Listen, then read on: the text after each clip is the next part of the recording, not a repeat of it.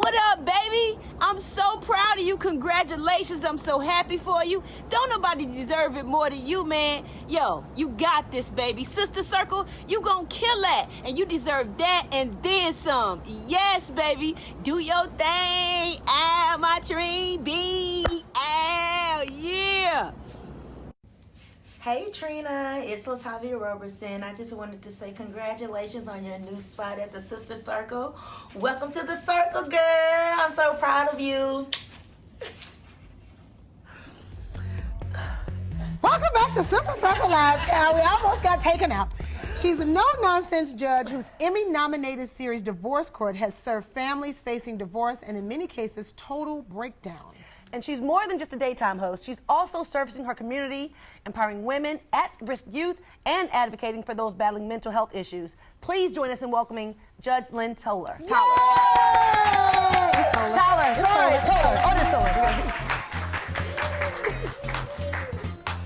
Hi, Judge. How are you? How are you? So good to see you. You look gorgeous. Thank you. Sorry. All right. Judge. Yes. Child, we're so happy to have you down I'm to the so circle. happy to be here. Just black excellence. Yes. And speaking of black excellence, one of the questions that we want to, well, that all of us want to know down to the circle is there's not a lot of black women in the, you know, in the judicial world. Mm-hmm. What kind of inspired you to get in that since there were not a lot of our faces in it? I ain't gonna lie. I didn't intend to do none of it. Okay. Wow. I went to college to be a physician, got there, the math was too hard. Daddy said, okay, you stop learning. I stopped paying. She said, go to law school. So I said I went to law school, was a lawyer, hated it. I had 5 kids and working hard, and someone said, hey, that judge over there is retiring. I was a mad woman. I went and ran for the job at 33 and got it. Wow. So I just was kind of failing up backwards the whole way. So there was no, you know, I always hate telling that story because everybody wants to see some inspirational why I did it. And it really, I was tired. But it is. I mean, but it's inspiration because it says, you know what, no matter what was going on, God said you're going to be a judge. Yeah, put that 6-month-old baby in there. Went door to door, knock, knock, knock. Went home, fed the other ones, you know. You have to make a way. That's what you had to do. Well, Judge, as you grew into your career, was there a crack in the foundation of the judicial system that you were intent on changing?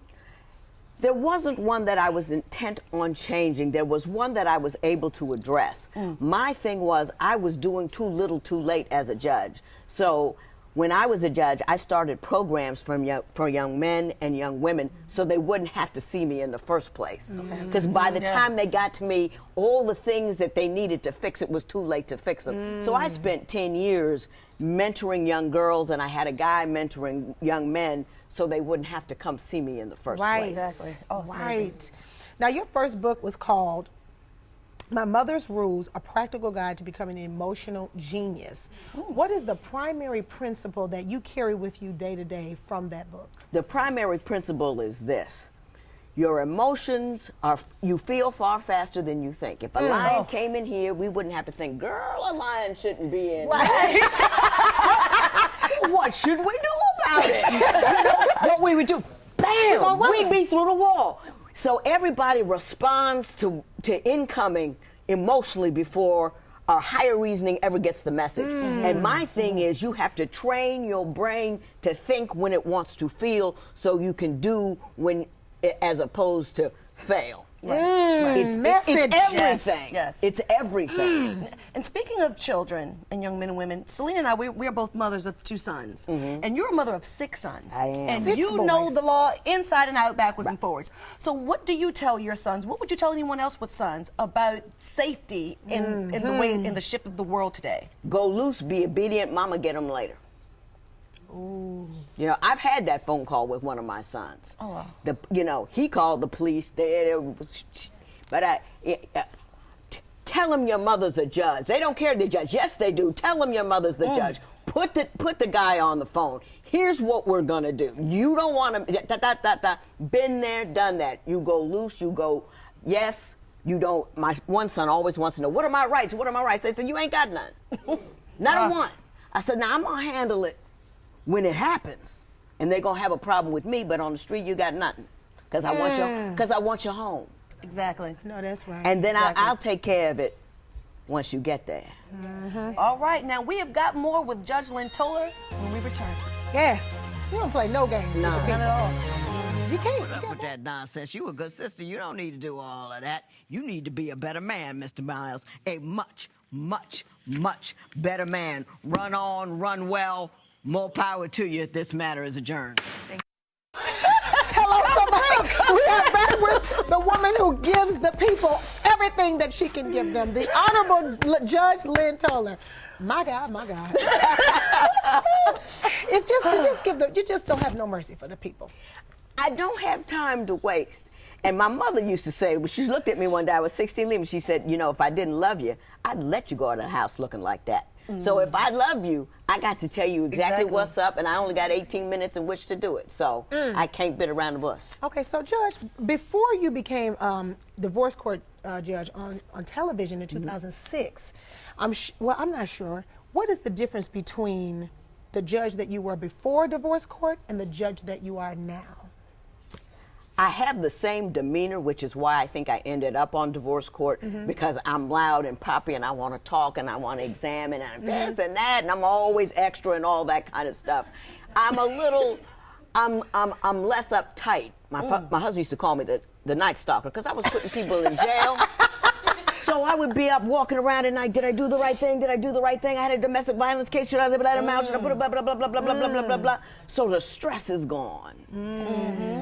I can just pontificate and not worry about it. Yes, but I was pontificate. jailing folk. Wow. But was they guilty?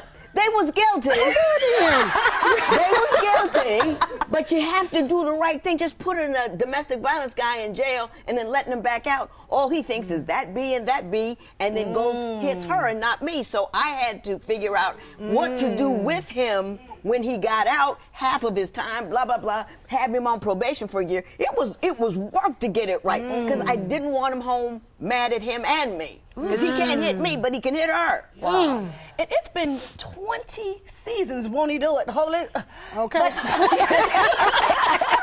Hallelujah. But what do you attribute to the show's longevity and your team working together to keep it new and fresh every season? I think everybody is interested in love. Everybody wants to know about romance. Soap operas were on for years for a reason. Everybody wants to know that somebody's house is messier than theirs, and on divorce court, everybody's house is messy. Yes, and I think we've kept it fresh is because we've morphed with the years. You know, we used to spend a lot of time on the economics and the arbitration, and don't nobody care.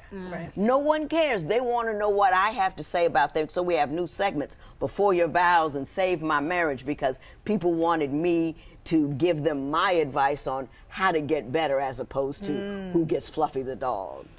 Well, I wish we could keep you all day, child. I wish I could stay all day. And we are having such a great time with you. So check your local listings to see Judge Toler lay down the law on the new season of Divorce Court, which kicks off September 4th. And as always, the conversation continues at Sister Circle TV on all social media platforms. Hello, somebody. Yes.